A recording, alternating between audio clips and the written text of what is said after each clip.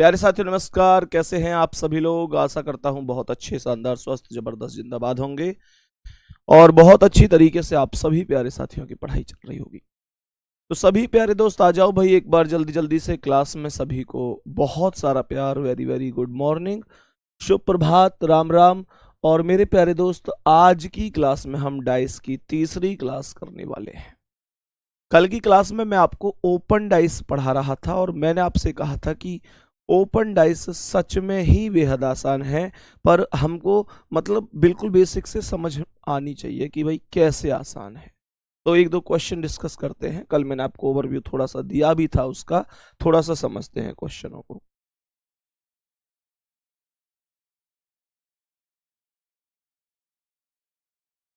ध्यान से समझना। मानकर चलो मेरे प्यारे दोस्त, मैंने आपको कुछ डाइस बना दिए। ध्यान से समझो, इनको एक बार मेरे साथ बनाएंगे।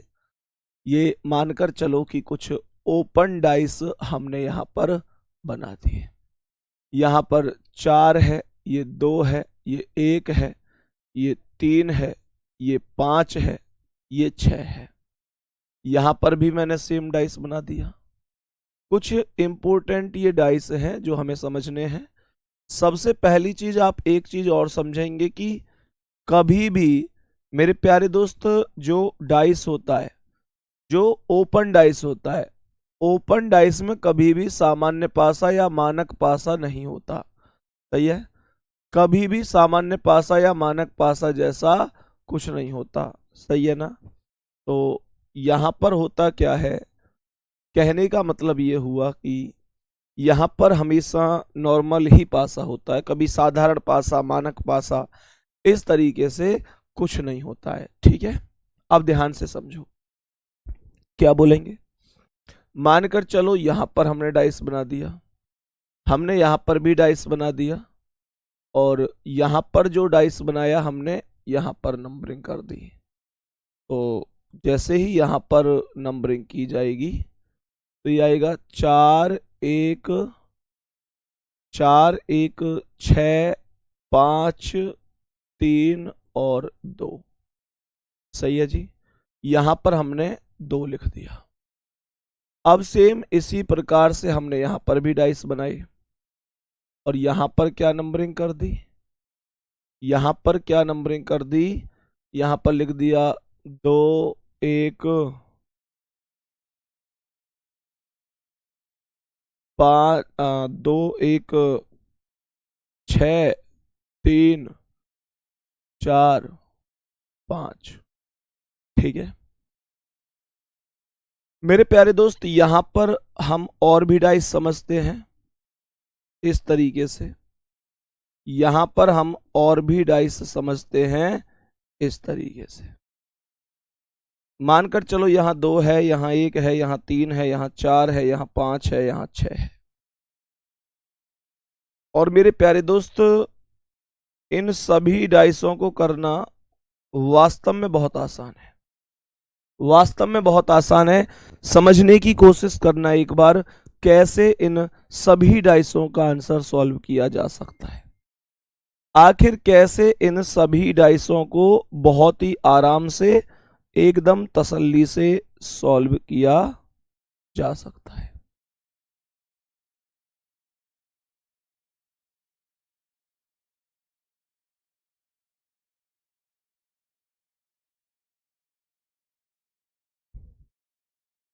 1 2 3 4 5 6। ठीक है,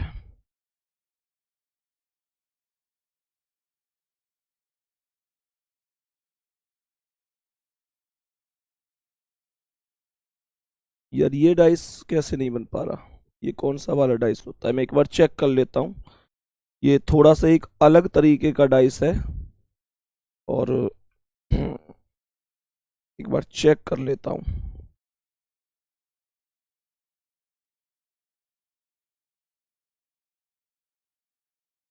इसमें भी बना हुआ नहीं है। ये मैंने एक बार एक सवाल देखा था इस तरीके का डाइस।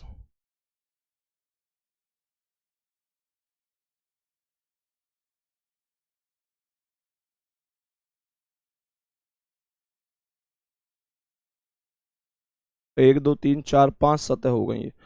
मेरे प्यारे दोस्त, मैंने एक बार एक पेपर में देखा था, थोड़ा याद नहीं आ रहा कि कैसा बना हुआ था, बाकी चीज वो ही है, बस थोड़ी डिजाइन अलग थी। जैसे ही मुझे याद आएगा तो मैं जरूर बता दूंगा, ठीक है। अभी आप इन डाइस को समझ लीजिए।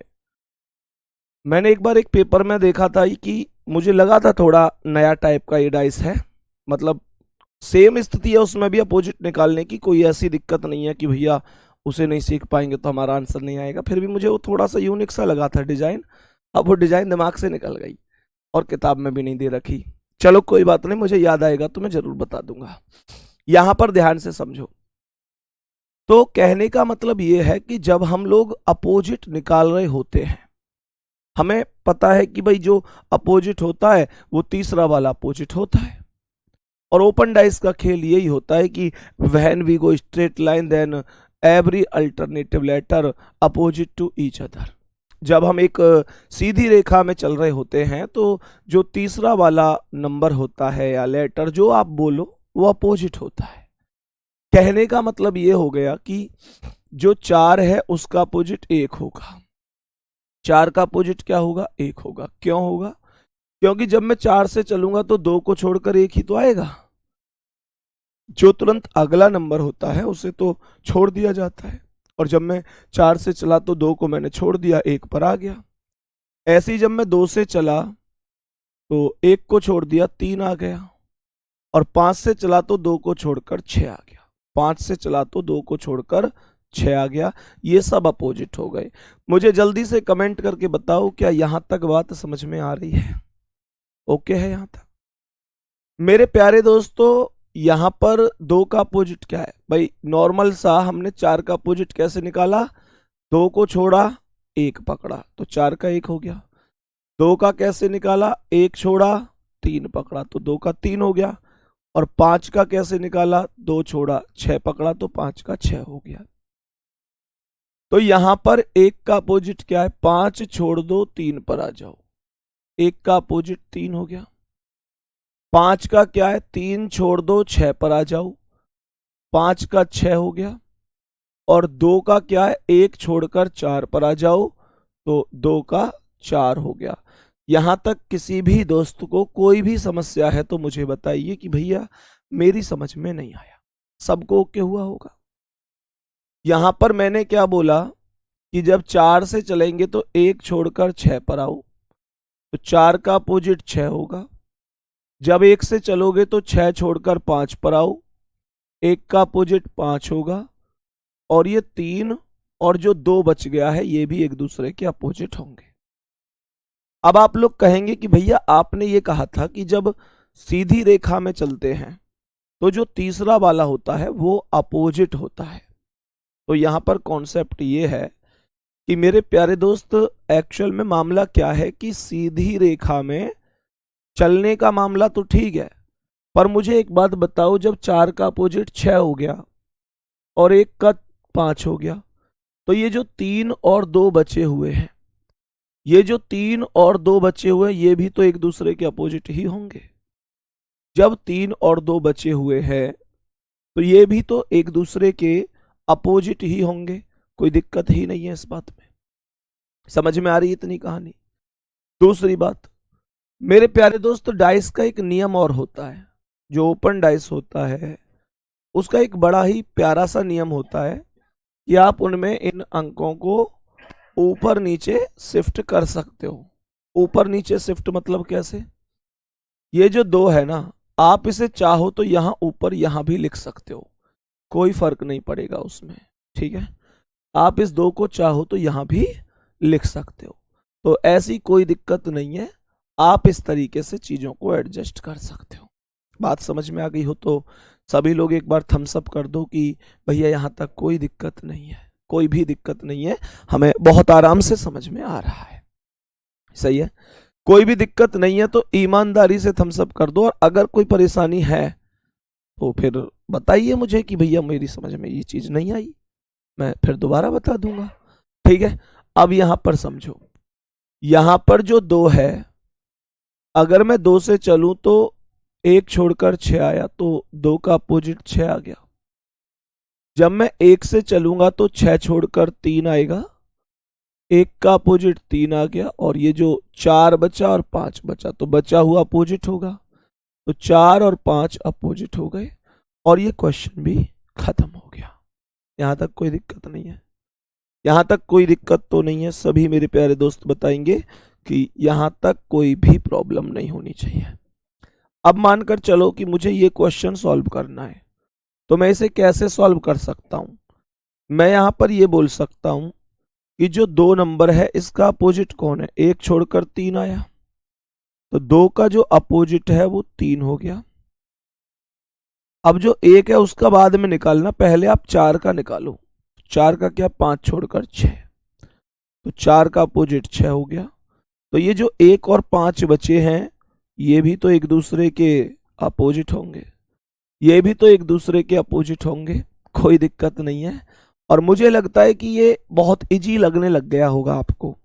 बहुत सारे लोगों को मैंने देखा है कि वो पहले ओपन डाइस को क्लोज करते हैं, फिर बच्चे को बताते हैं अब कॉमन लो। भाई ओपन को क्लोज करने की जरूरत ही कहाँ है? ओपन डाइस को क्लोज करने की जरूरत नहीं। मेरा तो एक मानना है, अगर डाइस ओपन है तो उसे ओपन ही रहने दो, डाइस क्लोज है तो उसे क्लोज ही रहने दो।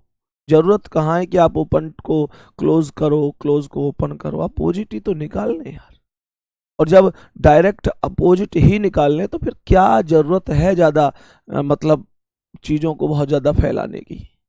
छोटा रखो बच्चे को, बच्चे को सिखाना है। बच्चे के पास कोई एक सब्जेक्ट तो है नहीं, ऐसा तो नहीं कि एक सब्जेक्ट ही है भाई कि उसी से काम चल जाएगा। उसे उसे पता है कि उसे क्या ही सब्जेक्ट पढ़ने हैं। मुझे पता है कि मुझे केवल रीजनिंग पढ़ानी है, लेकिन मुझे ये भी पता होना चाहिए कि रीजनिंग के अलावा बच्चे को और भी सब्जेक्ट पढ़ने। तो मुझे अपना वे ऑफ टॉकिंग इतना आसान रखना चाहिए समझाने के लिए, सिखाने के लिए, कि वो जो सबसे सरल चीज हो वो मैं बच्चे तक सिखा पाऊँ। चीजें सब एक जैसी होती हैं, 2 + 2 4 ही होता है। अब उसे कोई कैसे सिखा दे वो अलग बात होती है, लेकिन मेरा मानना यह है कि जो सबसे सरल तरीका है वो बच्चे के सामने आप प्रस्तुत करो तो ज़्यादा आसान होती हैं चीज़ें, और बच्चा आप पर विश्वास करता है तो उस विश्वास पर खरा उतरना भी चाहिए।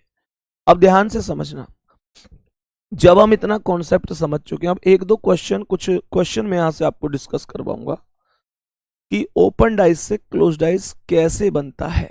ध्यान से समझना, ओपन डाइस से आखिरकार क्लोज डाइस आप लोग कैसे बनाते हो? मुझे वो डाइस याद नहीं आ रहा, नहीं तो एक स्पेशल डाइस और था, और मेरी समझ में ये नहीं आ रही कि मुझे वो याद क्यों नहीं आ रहा। और मैंने कई बार बनाया है, वो कई बार बनाया है, ऐसी बात नहीं है कि नहीं बनाया हो, कई बार बनाया है, कई बार बनाया है। ऐसी भी दिक्कत नहीं है कि मैं कहूँ कि भाई मैंने बनाया नहीं है या कुछ भी ऐसा, ये भी नहीं है। क्या दिक्कत है? मैं एक बार और ट्राई कर लेता हूँ, अगर बन जाए तो ठीक है, नहीं तो कोई दिक्कत नहीं, मैं बाद में जब मुझे याद आएगा तब मैं सिखा दूंगा। ठीक है, तो ऐसे था,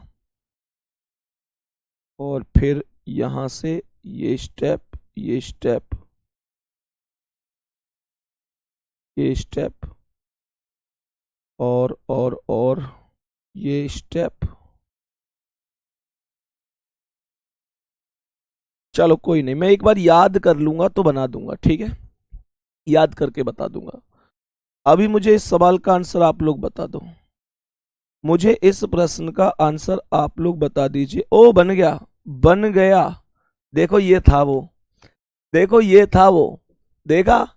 जब बनाने की कोशिश कर रहे थे, ऐसा कई बार हो जाता है, ऐसा कई बार होता है। मुझे याद है कि मुझे बहुत अच्छी तरह से याद है, एक बार मतलब मेरे बहुत ज़्यादा उल्टियाँ हो रही थी, तो मतलब इतनी ज़्यादा उल्टियाँ हुई थी कि वो मैंने 2-4 डॉक्टरों को भी दिखाया था, तो पेट में दिक्कत थी और उसकी वजह से उल्टियाँ थी। मैंने बहुत सारे डॉक्टरों को दिखाया था, और मेरे प्यारे दोस्त किसी भी डॉक्टर से फ़ायदा नहीं हुआ था अपने शहर में, खुर्जा में। तो एक डॉक्टर हैं, उन्होंने मुझे एक गोली लिखी बस, उन्होंने कहा बस ये एक गोली है, इसे ले लो, आराम हो जाएगा। और मैंने एक गोली ली, और वो वास्तव में ही आराम हो गया था उससे।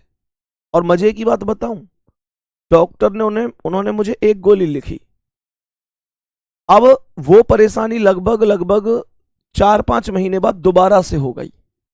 तो मैं उनके पास गया, मैं बोला, मैंने कि सर आपने जो उस दिन, ऐसा होता है ना कई बार, भाई अब मरीज को तो पता नहीं है कि डॉक्टर ने कौन सी गोली लिखी है।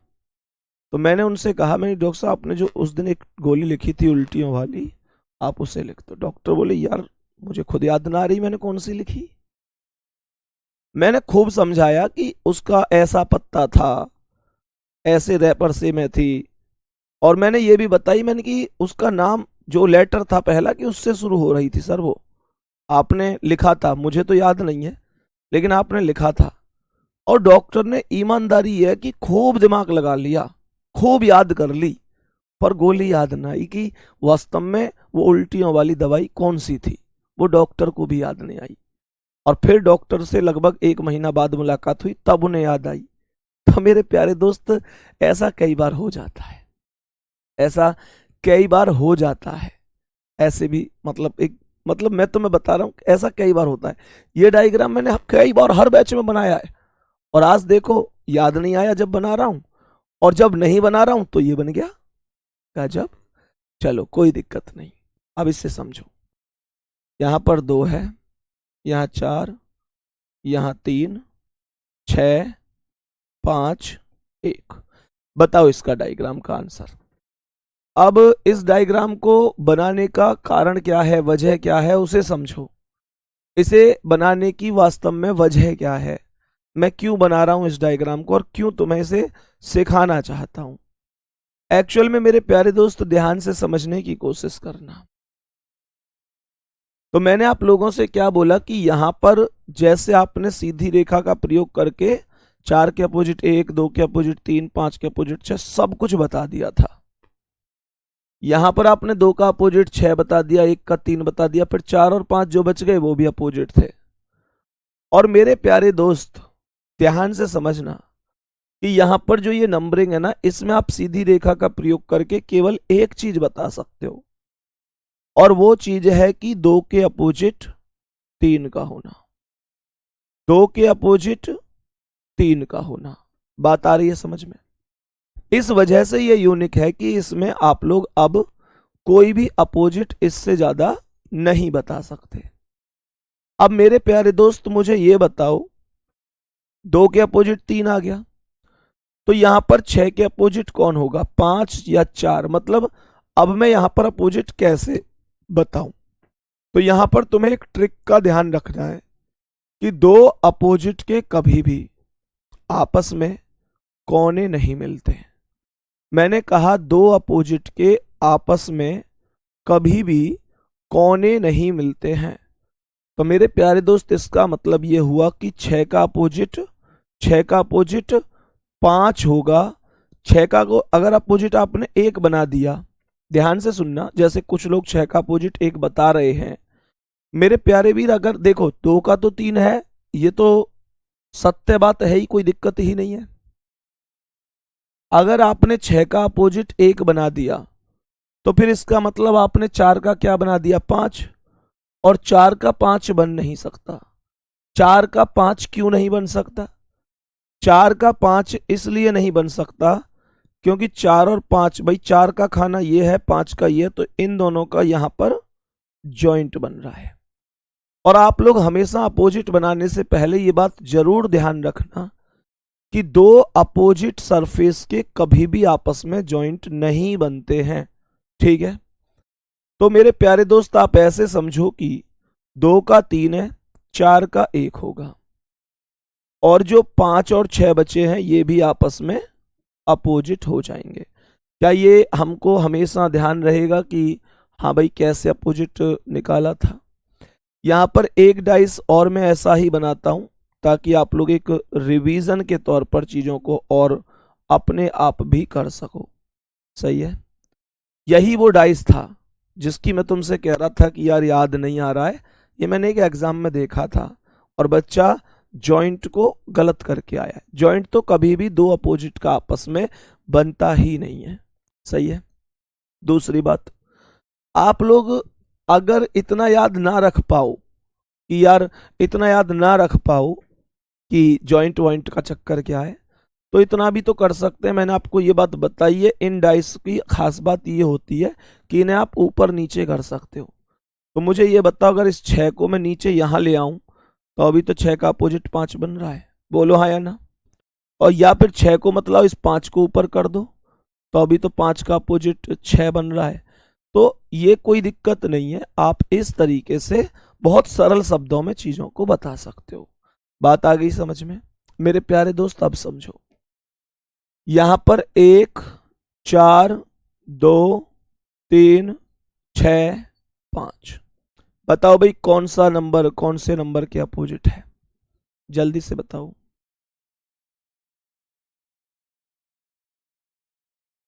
मेरे सभी प्यारे दोस्त बताएंगे कि क्या आंसर होगा। 1 का अपोजिट क्या है? 2। 1 का अपोजिट 2 हो गया। 3 का क्या बनेगा? सर 3 को नीचे ले आओ, अगर 3 यहां आ जाएगा तो 3 का 6 हो जाएगा। या फिर आप ऐसे भी समझो कि 3 का 5 तो हो नहीं सकता, क्योंकि 4 और 6 के जॉइंट बन रहे हैं, तो 3 का होगा 6 और 4 का क्या हो जाएगा? 5। ये हो गया क्वेश्चन सॉल्व। बताओ, यहां तक किसी भी मेरे प्यारे दोस्त को, किसी भी प्यारे साथी को इतनी सी भी परेशानी है तो मुझे बता सकता है कि यहां तक मेरी समझ में नहीं आ रहा। जल्दी से बताओ, अगर किसी को थोड़ी सी भी समस्या है तो मुझे बता सकता है कि ये क्वेश्चन का जवाब क्या हो सकता है।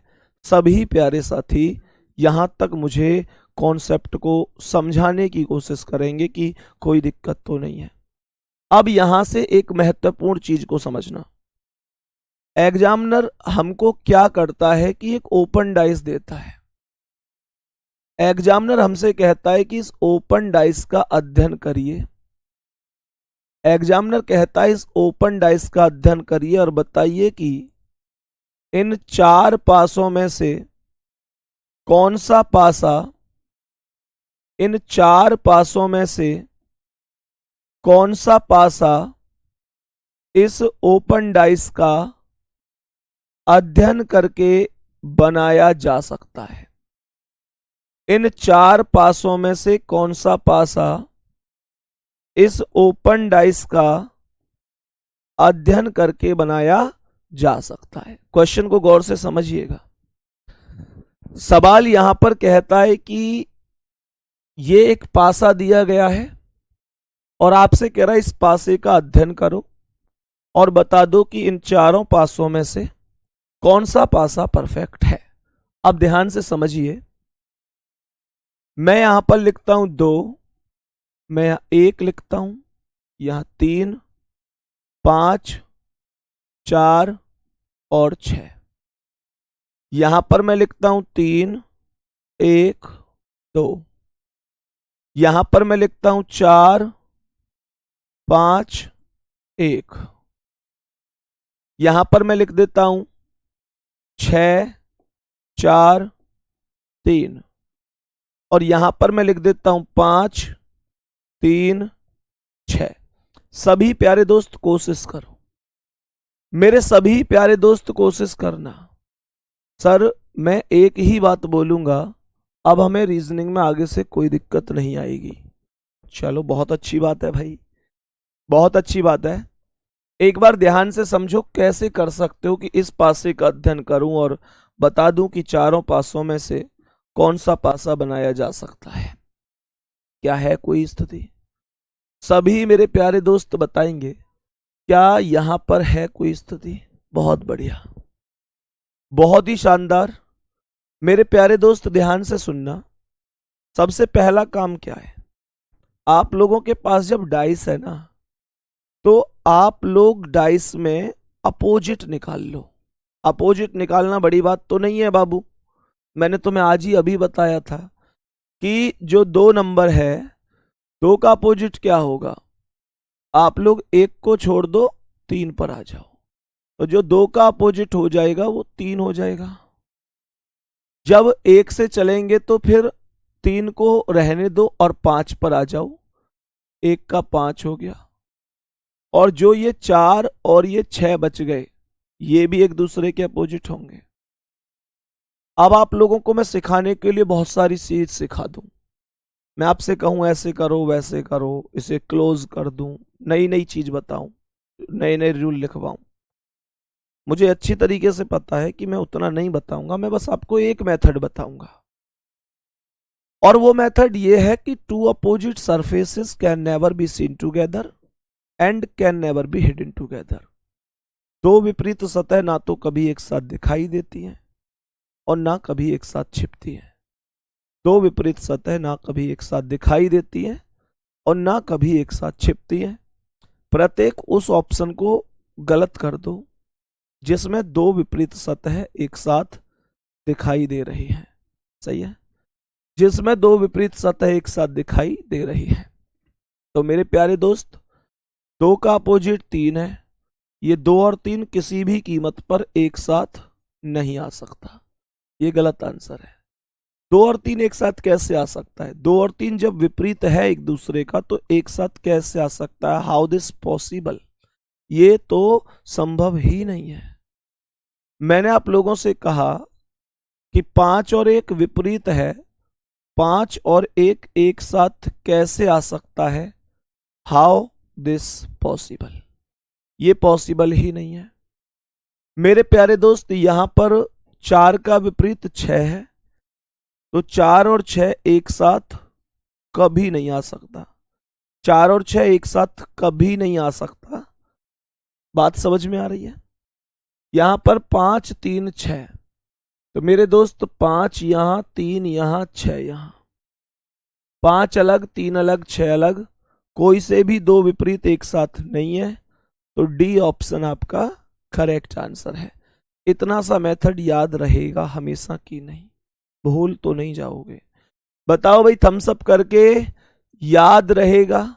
और कितने मेरे प्यारे वीर हैं जो इस बात को दावे के साथ कह सकते हैं भैया इतना समझ में आ गया है कि अब आप सवाल दोगे तो हम गलत नहीं करेंगे, आप सवाल दोगे तो हम गलत नहीं करेंगे। चार, एक, दो, तीन, पांच, छ। बताओ, सॉल्व करना है ये क्वेश्चन आपको, ठीक है? ये क्वेश्चन किसे सॉल्व करना है? मेरे वीरों को सॉल्व करना है। वीर का मतलब होता है भाई, वीर का मतलब क्या होता है? भाई। तो आप सभी को मैं अपने भाई और बहन बोलता हूं।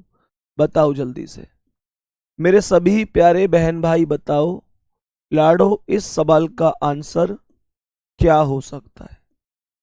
इस प्रश्न का परफेक्ट आंसर बोलो क्या होगा? यहां पर चार लिखा है, दो लिखा है, एक लिखा है, तीन लिखा है, एक लिखा है, दो लिखा है। यहां पर तीन लिखा है, दो लिखा है, छह लिखा है। यहां पर पांच लिखा है, छह लिखा है, चार लिखा है।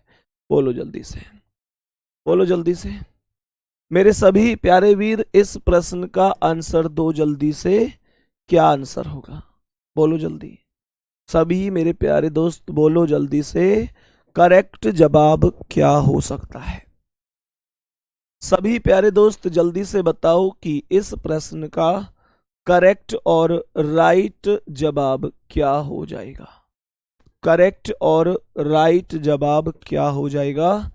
जल्दी से बताने की कोशिश करेंगे। मुझे ये बताओ कि चार का अपोजिट क्या होगा? चार का अपोजिट सीधा एक को छोड़कर दो पर आएंगे तो चार का अपोजिट दो हो जाएगा। एक से चलूंगा तो दो को छोड़ दो, तीन पर आओ, एक का तीन हो गया। और ये जो पांच और छह बच गए ये भी क्या होंगे? Then we can say 5 and 6 are opposite to each other. तो भैया ये भी अपोजिट हो गए। सी आंसर ऐसे आ रहा है सबका जैसे कि मतलब सच में दिल खुश हो गया, सच में दिल खुश हो गया। बहुत शानदार। मेरे प्यारे दोस्त, आप सभी के आंसर देखकर इतनी खुशी होती है। जब आप एक बेहतरीन परफेक्ट आंसर कर रहे होते हो तो सच में दिल को खुशी होती है। जब आप कहते हो कि भैया मेरा ये आंसर है और वास्तव में वही आंसर होता है तो दिल को लगता है कि यार गजब कर दिया।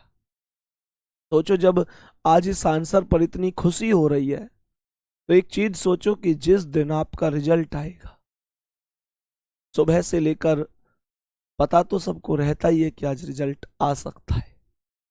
माता पिता इंतजार कर रहे होंगे कि आज हमारे बच्चे की जो मेहनत थी उसका फल आने वाला है। विरोधियों को इस बात का इंतजार रहेगा कि शायद इसे सफलता नहीं मिलेगी। और सच बात है कि विरोधी कई बार वो होते हैं जो हमारे बहुत खास होते हैं। गैरों को फर्क नहीं पड़ता हमारी कामयाबी और हमारी नाकामयाबी से, लेकिन लेकिन बहुत से अपने ऐसे होते हैं जिनको हमारी कामयाबी भी अच्छी नहीं लगती। तुम्हारी जिंदगी में ऐसे बहुत सारे लोग होंगे जिन पर शायद तुम आंख बंद करके भरोसा करते हो, लेकिन वो हमेशा पीठ पीछे छुरा भोंकने की तैयारी में रहते हैं। माता पिता से बढ़कर तो कोई अपना हो ही नहीं सकता। माता पिता ही जिंदगी में वो व्यक्ति हैं जो हमेशा चाहते हैं कि तुम उनसे भी आगे जाओ। टीचर भी वही व्यक्ति होता है जिसे हमेशा ये लगता है कि उसका स्टूडेंट उससे आगे जाए। अरे तुम मुझसे पहले आंसर करते हो तो क्या मुझे इस बात पर दुख होना चाहिए? क्या मुझे ये दुख मनाना चाहिए कि मेरे मुझसे पहले आंसर कैसे कर दिया? नहीं, मुझे इस बात पर खुशी होनी चाहिए, गर्व होना चाहिए कि मेरे वीरों ने मुझसे पहले आंसर कर दिया। और वास्तविकता यह है कि जिस दिन आपका रिजल्ट आता है, परिवार में माता पिता को इंतजार रहता है कि आज रिजल्ट आएगा। बहुत सपने देखे उन्होंने, बहुत दिन बाद वो कामयाबी के पल, जब आप अपना मेरिट लिस्ट में नाम देखोगे और मम्मी पापा कहोगे बस बस मिल गई सफलता। सच में वो उनकी जिंदगी के सबसे बेहतर पल होंगे। बस इतना कहूंगा कि मम्मी पापा जितना विश्वास करते हैं उससे ज्यादा दो उन्हें, और अभी हम फिलहाल, कड़वा सच है कि हम उन्हें उससे आधा ही दे रहे हैं। वो कहते हैं ना, वो एक चीज है ना कि हमेशा ध्यान रखो कि एक चीज होती है कि जिसने हमें जरूरत से ज्यादा दिया, जिसने हमें जरूरत से ज्यादा दिया, हम उसे हक से आधा दे रहे हैं। जिसकी जिंदगी का सूरज एक एक दिन पश्चिम की ओर सरक रहा है, हम उसे अगले साल का वादा दे रहे हैं। अरे हमारे कैलेंडर पर अभी वर्षों बाकी होंगे, पर माँ के दिन महीने साल कहीं खो गए हैं। और कभी महसूस करके देखना, उनको हमें सोना सोना कहते उनके बाल चांदी हो गए हैं। बस सफलता अब बहुत नजदीक है, ये मेहनत रुकनी नहीं चाहिए। फिर फिर वो सभी लोग जो आज कहते हैं तू कभी नहीं कर सकता, वो एक दिन कहेंगे कि हमें तुम पर पहले से ही भरोसा था, आ जाओ। तो मेरे प्यारे दोस्त, दो अपोजिट कभी एक साथ दिखाई नहीं देंगे, इस चीज को ध्यान रखना है। तो यहां पर 4 और 2 एक साथ दिखाई दे रहे हैं। दो अपोजिट तो कभी एक साथ आ ही नहीं सकते, और यहां पर 4 का अपोजिट 2 है। यहां पर मैंने आप लोगों से कहा कि यहां पर 3 और 1 अपोजिट है, कभी एक साथ नहीं आ सकते, और यहां पर एक साथ आ रहे हैं, ये भी गलत है। मैंने आप लोगों से कहा यहाँ 3 2 6, बोलो कौन कौन से दो अपोजिट एक साथ आ रहे हैं? आप कह ही नहीं पाओगे, क्योंकि यहां पर दो अपोजिट एक साथ आ ही नहीं रहे हैं। तो हमने यहां पर बोला कि 3 2 6, 3 अलग 2 अलग 6 अलग, तो ये सी ऑप्शन करेक्ट होगा। यहां पर 5 6 4, 5 और 6 अपोजिट है, कभी पॉसिबल ही नहीं है वो एक साथ आ पाए, तो सी ऑप्शन करेक्ट होगा। बहुत ही बढ़िया। अब ध्यान से समझना, मैं आपको एक बहुत जबरदस्त कॉन्सेप्ट की ओर लेके जा रहा हूं। आप लोगों को ऐसे समझाऊंगा कि अब जो सवाल होगा वो एक बहुत ही इंपॉर्टेंट सवाल होगा। ध्यान से समझना, सवाल इंपॉर्टेंट क्यों है? क्योंकि आपको ऐसा लगता है कि इसमें तो यार सारे ही ऑप्शन ठीक हो गए। ध्यान से समझिएगा। देखो, ऐसे समझो कि हमने अभी तक जो सवाल किए, हमने नॉर्मली किया क्या कि जैसे हमने सीधा ओपन डाइस में अपोजिट निकाला। सर रीजनिंग कभी सोचा नहीं था कि इतना भी इजी हो सकता है। मुस्कान, थैंक यू मुस्कान। अब ध्यान से समझना, सत्यम, अरुण, गौरव, राहुल, पांडे, अंकिता, संतोष, सभी को बहुत बहुत प्यार, बहुत बहुत धन्यवाद। अब सुनो, एक्चुअल में है क्या चीज कि मेरे प्यारे दोस्त, आप लोग ऐसे समझो कि ऐसे समझो कि मेरे प्यारे दोस्त, जब हम अब तक करते क्या है, हमारे पास एक ओपन डाइस होता है और हम ओपन डाइस में क्या कर लेते हैं, तीसरा वाला निकालते हैं और डायरेक्ट आंसर कर देते हैं। लेकिन एक्चुअल में क्या होता है, समझने की कोशिश करेंगे सभी दोस्त। ध्यान से समझना कि क्या मामला है? अरे हाँ,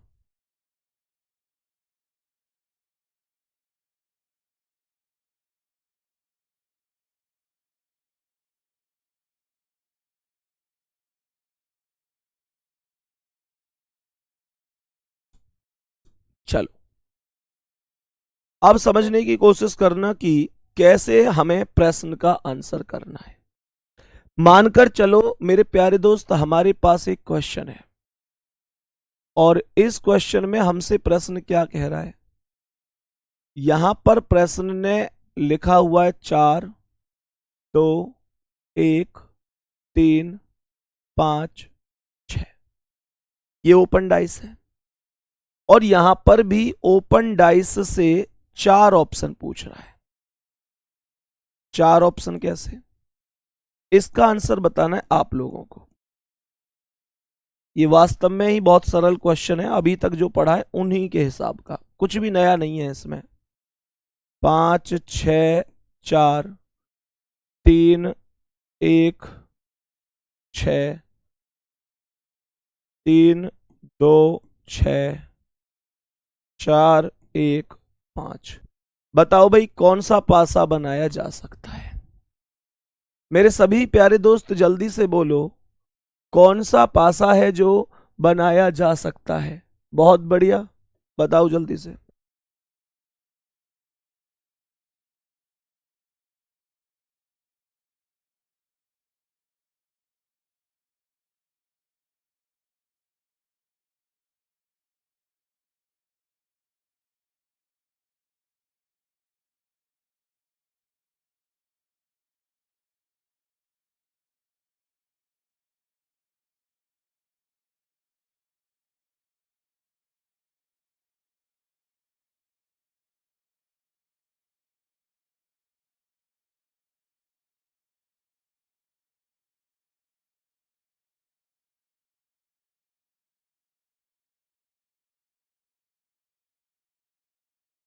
बताओ भाई, 4 का अपोजिट क्या है? 1।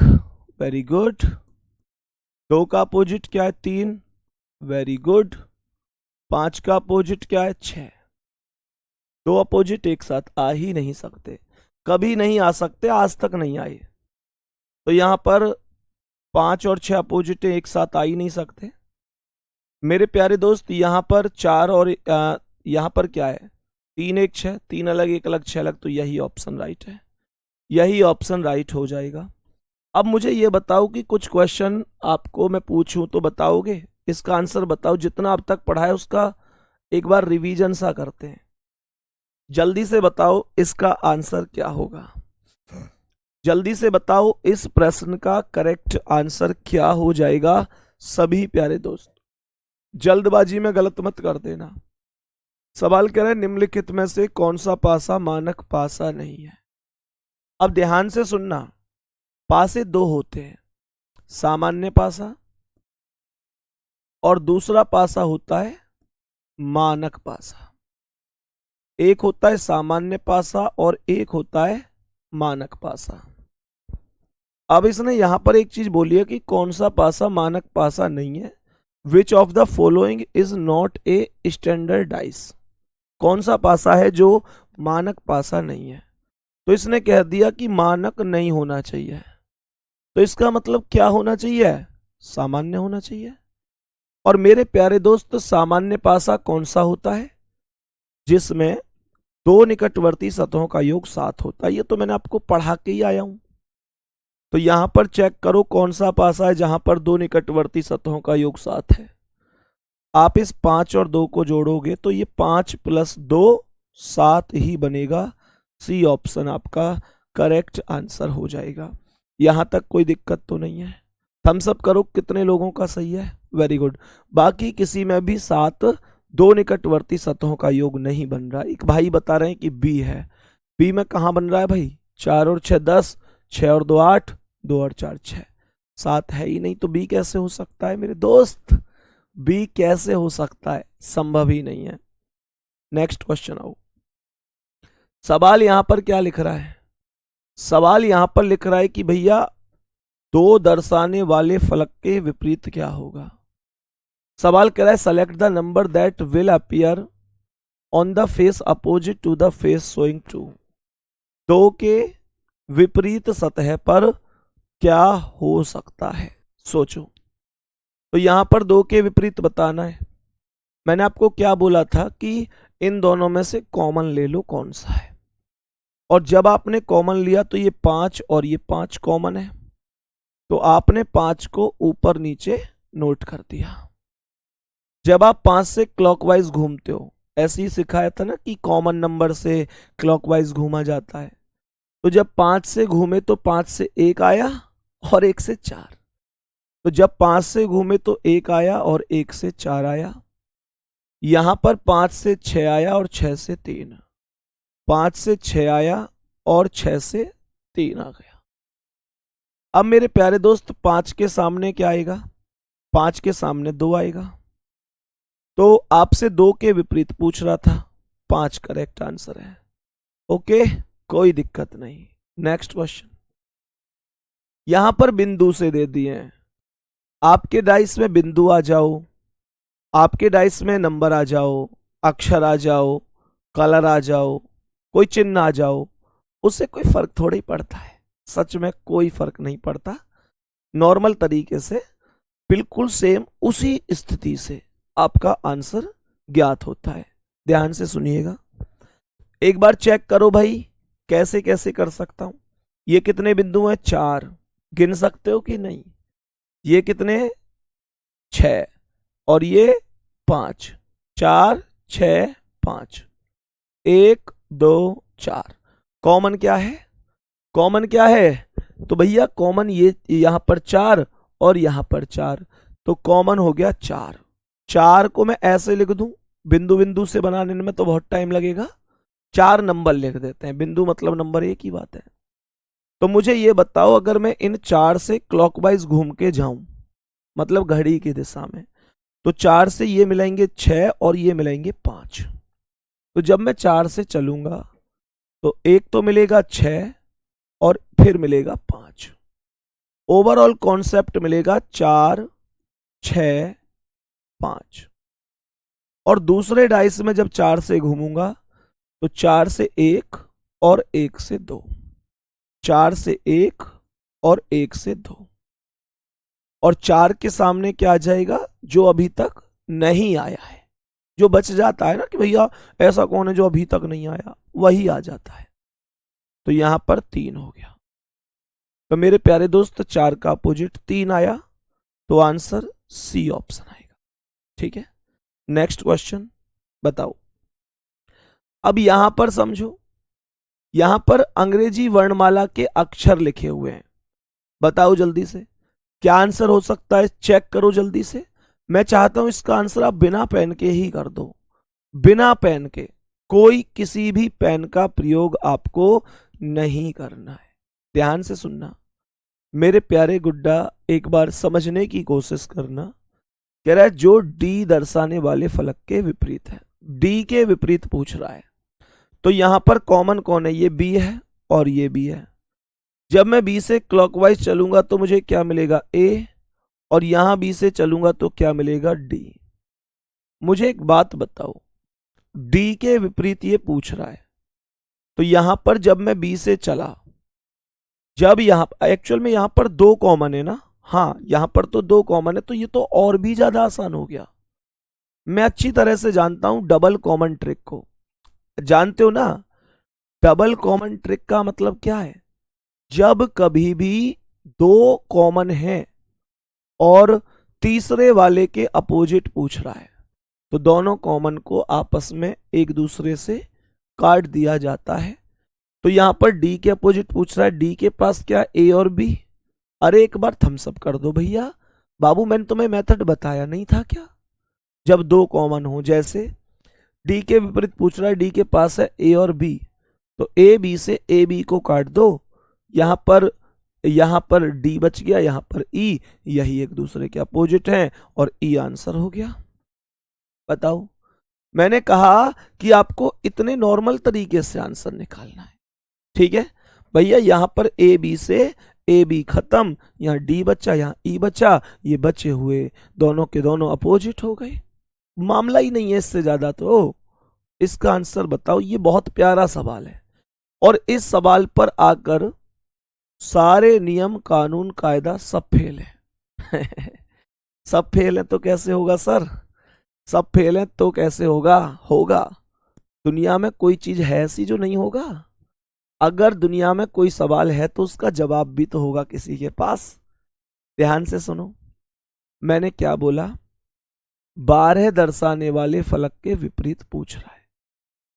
कहने का मतलब हुआ कि मुझे 12 नंबर के अपोजिट बताना है कि 12 के अपोजिट क्या होगा। मेरे प्यारे दोस्त, यहां पर क्या कोई कॉमन है? 12 15 16, 16 15 14। इसमें नियम कानून तो फेल ही नहीं हो रहा, इसमें तो डबल कॉमन ट्रिक लग रही है। इसमें तो डबल कॉमन ट्रिक लग रही है खूब धड़ल्ले से। 12 के पास है 15 और 16 और यहां पर भी 15 और 16 है। तो आपने 15 16 से 15 16 को काट देना है और जब 15 16 से 15 16 कटेगा तो 12 के अपोजिट 14 होगा। यही आंसर है, इसमें तो कुछ है ही नहीं। आ जाओ नेक्स्ट क्वेश्चन पर। मैंने आपसे कहा था ना, चाहे नंबर आओ, अल्फाबेट आओ, चिन्ह आओ, कुछ भी आओ, आपके सवाल करने का मेथड नहीं बदलना चाहिए। ध्यान से सुनिएगा। यहां पर कह रहा है कि भैया red green blue yellow black और व्हाइट रंग दे रखें, उस रंग का चयन करें जो येलो के अपोजिट है। येलो के अपोजिट है, बताओ येलो के अपोजिट क्या है? तो यहां पर येलो के पास क्या लिख रहा है? ब्लू और व्हाइट। यहां पर इन दोनों को काट दो, ये भी तो ब्लू व्हाइट है, तो ब्लू और व्हाइट से इन दोनों को आपस में काट दो। यहां पर जो येलो है इसके अपोजिट जो यहां बचा है ग्रीन, वो होगा। देखो, देखते ही आंसर, पहला ऑप्शन करेक्ट। नेक्स्ट क्वेश्चन, इसका आंसर बताओ। मैंने आपको ये मेथड भी सिखाया हुआ है, ये मेथड भी बहुत अच्छी तरीके से सिखाया हुआ है सर। कैसे? सवाल कह रहा है 2 के विपरीत क्या होगा। सवाल कह रहा है बोलो 2 के विपरीत क्या होगा, जो 2 नंबर है उसके अपोजिट क्या होगा। मैंने तुम्हें याद है तो एक चीज बताई थी कि जब कभी भी एक ही डाइस दिया हुआ हो, जब कभी एक ही डाइस दिया हुआ हो तो वहां पर अपोजिट कभी भी फिक्स नहीं होते, वो संभावित केस में रहते हैं, आइदर के कॉन्सेप्ट में रहते हैं। आइदर के कॉन्सेप्ट का मतलब क्या है? जैसे यहाँ 1 है, 6 है, 5 है, तो मेरे प्यारे दोस्त एक ग्रुप तो बनेगा 1 6 और 5 का। दूसरा ग्रुप किसका बनेगा? एक तो बन गया 1 6 और 5 का, जो कि एक साथ दिखाई दे रहे हैं। जो एक साथ दिखाई दे रहे हैं वो तो किसी भी कीमत पर अपोजिट हो ही नहीं सकते। मुझे ये बताओ कि 1 6 और 5, क्या कभी भी ऐसा हो सकता है कि ये दोनों अपोजिट हो जाएं एक दूसरे के? पॉसिबल ही नहीं है, पॉसिबल ही नहीं है। तो 1 6 5 अपोजिट हो नहीं सकते क्योंकि ये तो एक साथ दिख रहे हैं। तो बच कौन गए? 2 3 और 4। अब क्वेश्चन अगर इधर से पूछेगा तो आंसर आएगा इधर से, और क्वेश्चन इधर से पूछेगा तो आंसर आएगा इधर से। अब आप खुद देख लो किधर से पूछ रहा है। 2 के विपरीत पूछ रहा है तो किधर से पूछ रहा है? इधर से। तो आंसर किधर से आएगा? इधर से। मतलब 1 हो सकता है, 6 हो सकता है, 5 हो सकता है। बात समझ में आ गई? 1 हो सकता है, 6 हो सकता है, 5 हो सकता है। तो आंसर क्या हो गया? आंसर हो गया भैया, आंसर हो गया ऑप्शन नंबर डी। कुछ लोग ए बता रहे हैं, क्या कर रहे हो तुम? ए कैसे हो सकता है? सवाल यूं कह रहा है 2 के विपरीत फलक पर कौन सी संख्या होगी। अरे 2 के विपरीत फलक पर 2 कैसे हो सकता है? कैसे करके मानोगे? ए कैसे करेक्ट हो सकता है? पूरी क्लास ए ही आंसर दे रही है। कैसे? मतलब ज्यादा तारीफ कर दी क्या मैंने तुम लोगों की? है भाई?